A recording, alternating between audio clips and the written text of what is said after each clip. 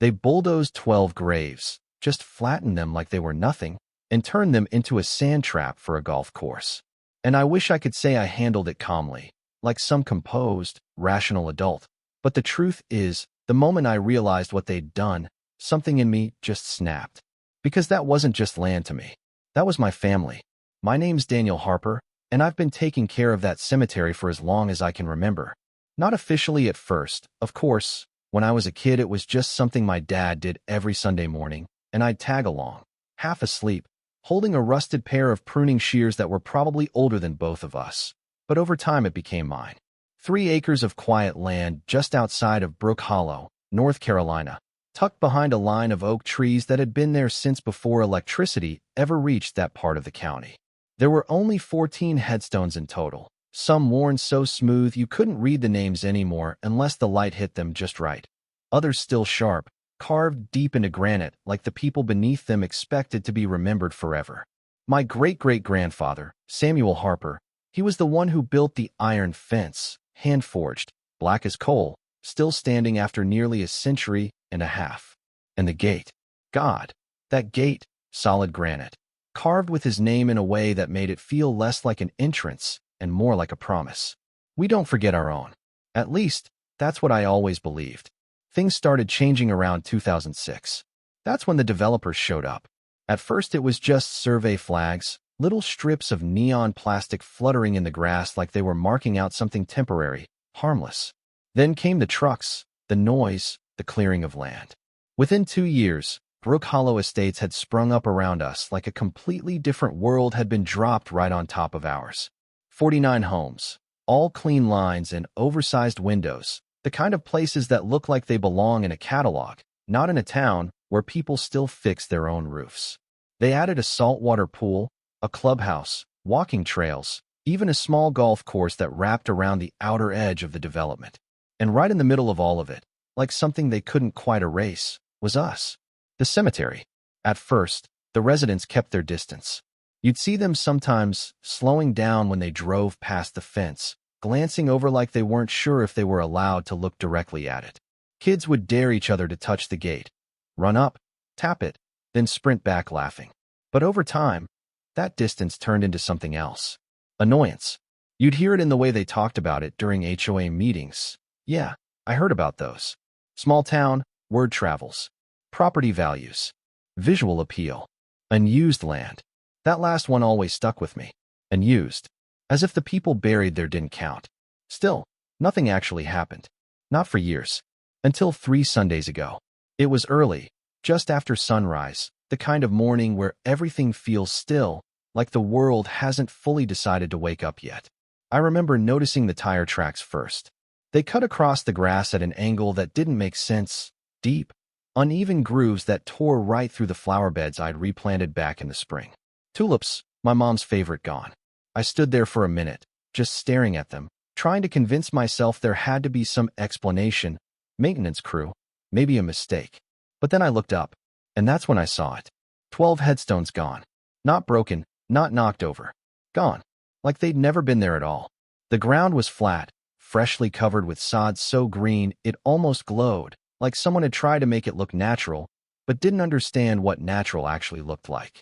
I remember walking forward slowly. Like if I moved too fast, something worse might reveal itself. And in a way it did. I followed the tracks. They led straight through the back of the property, past the fence line where someone had clearly cut the lock and replaced it with a new one I didn't have a key for. And on the other side was the golf course. Hole number 9. Brand new. There was a sand bunker off to the right, freshly shaped, edges still sharp like it hadn't even had time to settle yet. And the sand. It wasn't sand. It was crushed stone, light pink, with thin veins running through it like cracks in porcelain. I didn't even have to touch it to know. I'd seen that pattern my whole life. That was my grandmother's headstone, ground down into dust, spread out for people to hit golf balls into. I don't remember dropping to my knees, but I remember being there, hands shaking, trying to scoop it up, like somehow I could put it back together if I just gathered enough of it. I must have looked insane, because someone behind me laughed. Hey, you're not supposed to be out here. I turned around. Guy in his 40s, polo shirt tucked into khakis like he'd stepped straight out of a real estate ad. holding a clipboard like it gave him authority. He pointed toward the edge of the course. Residents only. I just stared at him. Then I said, "Do you know what this is?" He frowned, glanced at the bunker. Crushed granite, imported actually. HOA approved upgrade. I laughed. Not because it was funny, but because I didn't know what else to do. "Yeah," I said quietly. "I know exactly where it came from." That was the moment everything changed. Not when I saw the damage. Not when I realized what they'd done. But right there, when I understood that to them. This wasn't a mistake.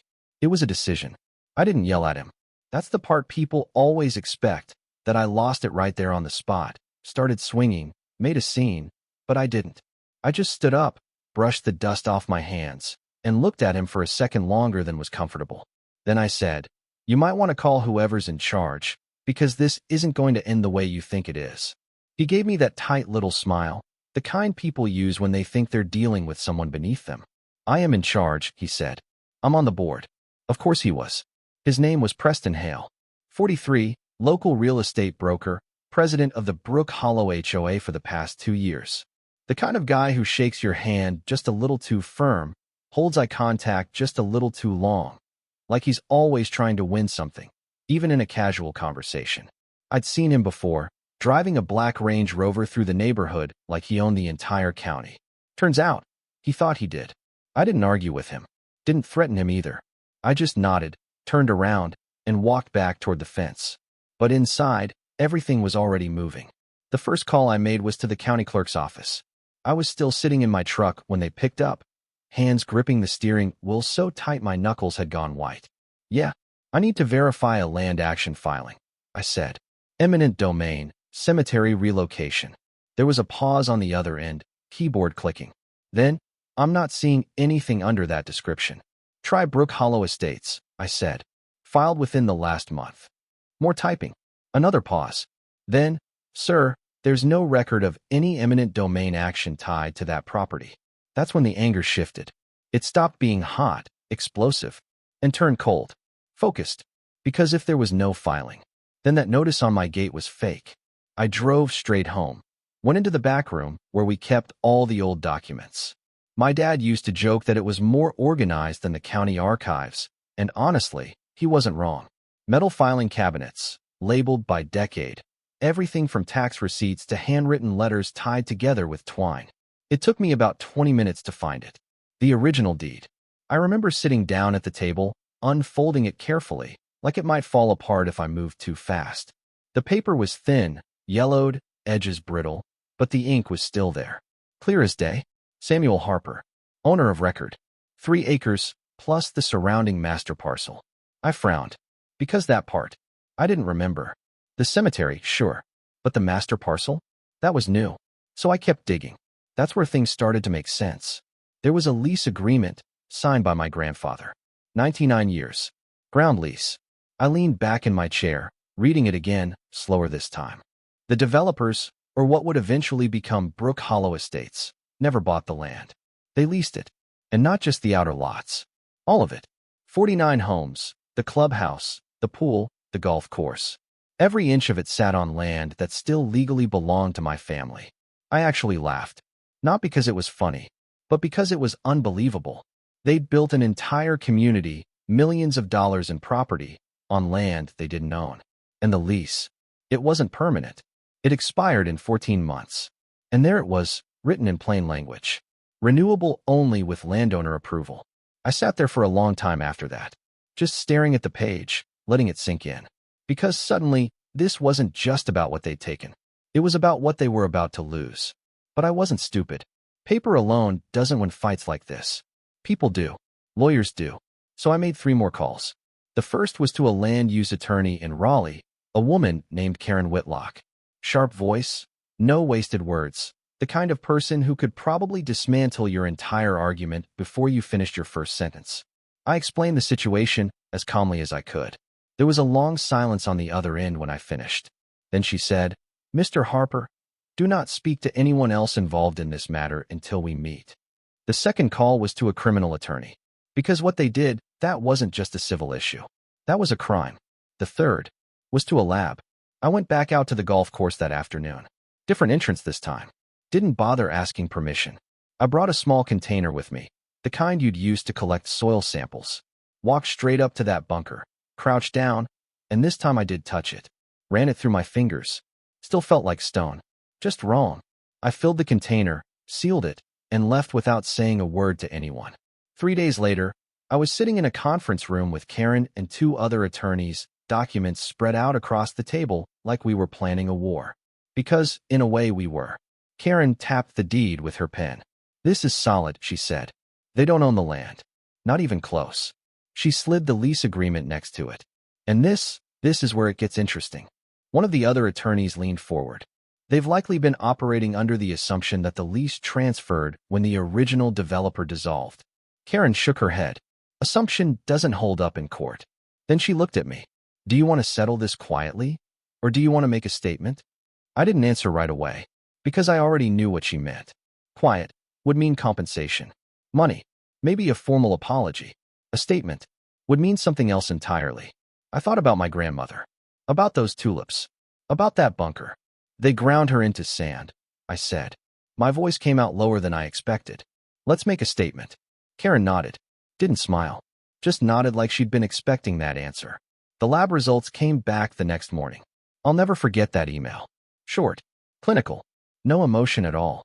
Material composition consistent with granite grave markers. Trace mineral patterns match provided reference sample. Provided reference sample. That was a piece of my grandmother's original headstone, one we'd repaired years ago after a storm cracked the base. There was no doubt. No wiggle room. They hadn't just removed the graves. They destroyed them and used them. That same afternoon, we filed everything. Felony desecration of human remains. Multiple counts. Enhanced penalties due to commercial use. Karen explained it to me in simple terms. They didn't just disturb a burial site, she said. They repurposed it, knowingly, for recreation. She paused. That's going to matter. We added a civil suit on top of it. For $0.6 million. Damages, emotional distress, property destruction, unlawful land use. And then, we sent the notice. Lease termination pending. Non-renewal in 14 months. That's when things got loud. Preston showed up the next morning. Didn't call ahead. Didn't knock. Just pulled into my driveway like he belonged there. I stepped out onto the porch before he even made it to the door. He was holding a folder. Thick. Probably printed out half the internet trying to prove something that wasn't there. "We need to talk," he said. I shrugged. "You're already here." He walked up the steps, stopped about 3 feet away from me. Close enough to be confrontational. Not close enough to be friendly. "This is a misunderstanding," he said. "The HOA followed proper procedure. We have documentation." I held up a hand. "Fake documentation." His jaw tightened. "We were advised." "By who?" I cut in. "Because the county says it doesn't exist." That's when I handed him the folder. Not thick. Not complicated. Just copies. The deed. The lease. The lab results. He flipped through them faster than I expected, like he was trying to get to the part where this all made sense again. He didn't find it. I watched his face change. Slowly. Confidence. Confusion. Then something else. Fear. "You don't own that land," he said finally, but there was no weight behind it. Not anymore. I leaned against the porch railing. "You're right," I said. "I don't." He blinked. "My family does." That's where I'm going to pause. Because what happened after that? That's where everything really fell apart. Preston just stood there, holding those papers like they might rearrange themselves if he stared at them long enough. "You're bluffing," he said finally, but it came out quieter than before, like even he didn't fully believe it. I shook my head. "No, what I'm doing is giving you a chance to understand what's about to happen." For a second, neither of us said anything. You could hear the wind moving through the trees behind the house, that low rustling sound that always reminded me of the cemetery. Funny how even then, it felt like they were listening. Preston cleared his throat. "Okay," he said, forcing a small laugh. "Let's just slow this down for a second. There's no need to escalate things." That word, escalate, it almost made me smile. Like I was the one who started this. "You tore up 12 graves," I said. "You didn't escalate, you detonated." He winced, just slightly, but enough. "Look, if mistakes were made." "No." I cut in again, sharper this time. "Don't do that. Don't call it a mistake." I stepped a little closer. Not aggressive, just enough that he had to actually look at me. "You didn't trip and fall into a cemetery with a bulldozer, Preston. That landed. He exhaled slowly, then straightened up, adjusting his sleeves like he was putting his confidence back on. "All right," he said. "What do you want?" And there it was. Not an apology, not accountability, a transaction. I thought about that question longer than I expected. Because the truth is, at the beginning, I didn't want money. I didn't want a settlement. I wanted them to feel it. But I didn't say that. Instead, I just nodded toward the papers in his hand. "You should probably call a lawyer." That's when the tone changed completely. By that afternoon, every attorney within 50 miles of Brook Hollow had heard about it. By the next morning, it wasn't just lawyers. It was the entire neighborhood. They called an emergency HOA meeting that night. I didn't go, but I didn't need to. Karen did. She told me about it afterward. Said it started exactly how you'd expect. Controlled, procedural, people talking over each other about liability and insurance, and how this could be managed. Then she put the documents on the table. All of them. The room went quiet. 8 board members, she told me. And not one of them understood what they were looking at until I explained it. She said one woman actually laughed at first, thought it had to be some kind of technicality, something they could patch over with a fine or a revision. Then Karen explained the lease, explained the expiration, explained that every single structure they'd built, every home, every amenity, sat on land they did not own. "That's not possible," someone said. Karen just slid the deed across the table. "It's already happened." And then she brought up the criminal charges. She said that's when it shifted. Not panic yet, not fully, but you could feel it building. Felony desecration, she told them. Multiple counts. Enhanced due to commercial use. Preston apparently tried to interrupt. Tried to steer the conversation back toward negotiation. Karen didn't let him. 3 to 5 years, she said. Per count, depending on how the district attorney chooses to pursue it. That's when the panic hit. Because up until that moment, it was still just money. After that, it was prison. 12 days later, the charges were officially filed. I didn't go to the courthouse when it happened. Didn't feel the need to. Karen called me afterward. For defendants, she said. Preston, and 3 board members who approved the excavation. I sat on the back steps while she talked, looking out toward the tree line, trying to process how quickly everything had escalated. Or maybe, how quickly it had finally caught up. The trial moved faster than I expected. 42 days from filing to verdict. Turns out, when you grind up someone's grandmother and spread her across a golf course, juries don't take long to make decisions. I was there for the last day. Sat in the back, didn't say a word, just listened. Preston looked different. Smaller. Not physically, just diminished. Like something had been stripped away. When the verdict came down, he didn't react at first. Just stared straight ahead. Guilty. 3 years. 2 of the others got 18 months. The last one probation. I remember thinking that's it? After everything? But Karen leaned over and said something I didn't expect. They'll feel it longer than that. She was right. Because the sentencing wasn't the end. It was the beginning. Word spread fast.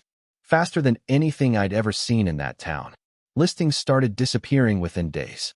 Buyers backed out. Appraisals dropped. Turns out, people don't like investing in homes built on disputed land, especially when that land is tied to a criminal case involving desecrated graves. Within 2 months, the entire neighborhood felt different. Quieter. Tense.